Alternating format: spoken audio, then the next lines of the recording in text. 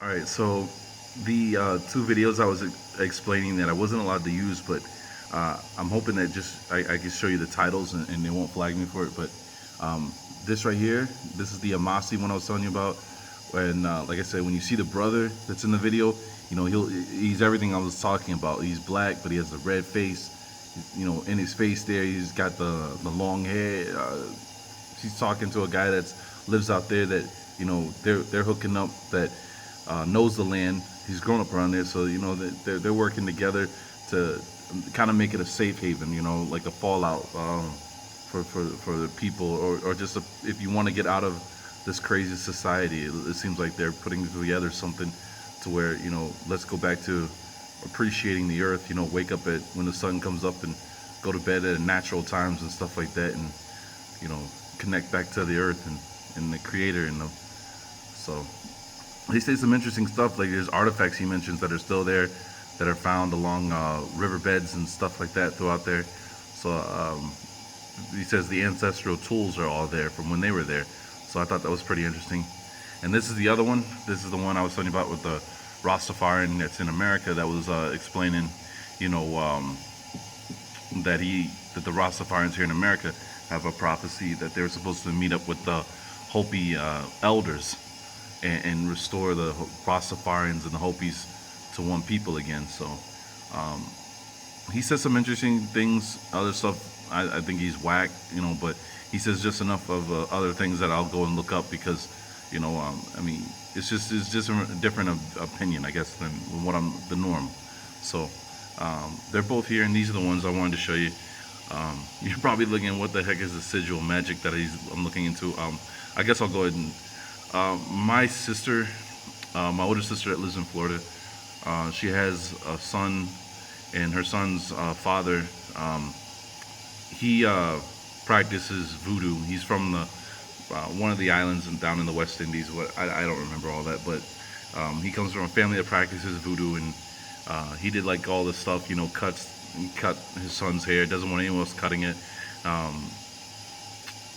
He gets on these fits where he blacks out, but he'll go on like these rages where he'll beat up his 3-year-old sister and stuff like that. And it's always his 3-year-old sister. He has a thing in his new stepdad and stuff like that. My sister, she'll have nightmares after she talks to him about their nightmares are always in black and white, dreams.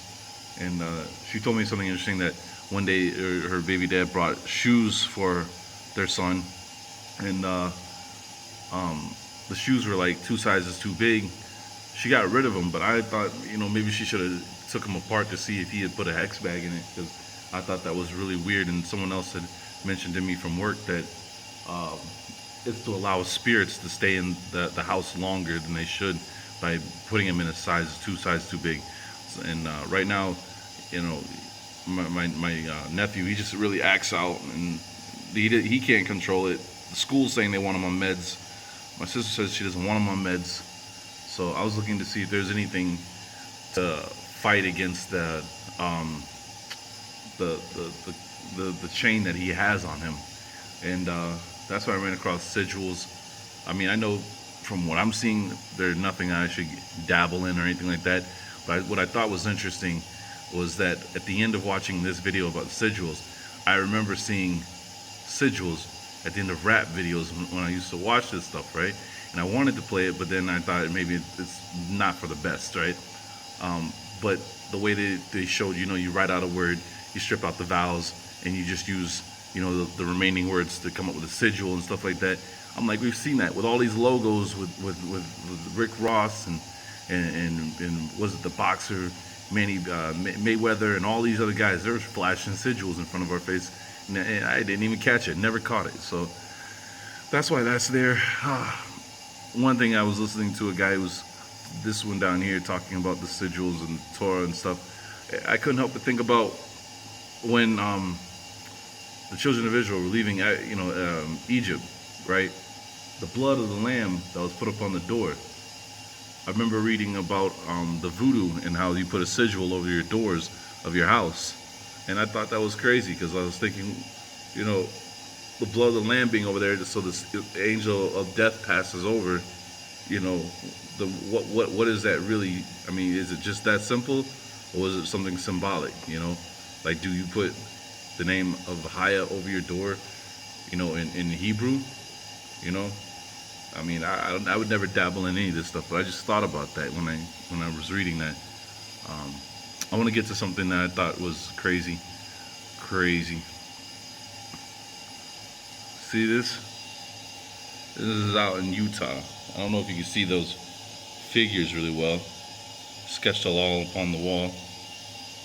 And there's a guy down there taking a photo of it. So check this out, right? Alright, clear up camera. Federal bill seeks first Native American land grab in 100 years. Now this article I'm gonna leave in the description box, and it's all about how Utah is next. How they're planning to take this land and end up turning it into oil fields, selling it to oil companies. So I just couldn't believe this. You know, it's like, you know, here we have plans to go there, and now that's being taken, and it's like, just so happens with all the information coming out about us being the indigenous people, with all these, with Lex Will telling us go out west, with the Rastafarians coming up with the stuff to go out west, with now, you know, the Amasi talking about go west, you know.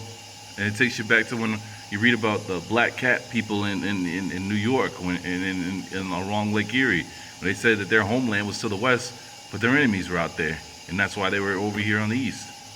And you just read about that, man. I'm gonna leave it here. It just sickens me, man. It's like, what? I don't know. It just sickens me. That's all I know. It's like, I know this year with income tax, I got my wife and I, we're gonna be able to afford an RV, and we talking about driving out there, and you know, we'll always have a shelter and stuff like that. Even if we don't, you know, have a job, we'll have a shelter because of the RV. But I still was like, that's crazy that, you know, here we are planning to do that, and they all loaded up like that, you know. And I'm looking at Nevada, because I'm like, all this stuff's going down. Nobody ever talks about Nevada. It makes me just wonder. It's just the cynic in me. What's in Nevada, you know? But this is about Utah, and I'm gonna get to what I really wanted to show you out of all this. Ran across this. University of Michigan's, right? Ran across this. Look at this. Look at this. All right, that's kind of blurry. See that? Now this whole article, you know, I read it, and I'll tell you, it was all right. But what really was the smoking gun was right down here at the bottom, where it talked about the natives holding captives, right, and they turning them over to the British. Literally, here it is. Let me see here. This is a drawing for a newspaper. There it was. You get that? Look at this. Look at this. There he is. A native drawing for a newspaper. You cannot deny it. Look at this woman. Look at her hat. Look like Captain Hook. Got their baby there and everything. Look at the brother back there. I wonder what all this is. I wonder what all that is. But this is for a newspaper, so I'm gonna leave this here. I mean, I myself have printed this off because this is irrefutable, you know. But I just thought this was great, you know. And I was really proud that the University of Michigan allowed this to go up. They didn't try to hide it or anything like that, you know. So,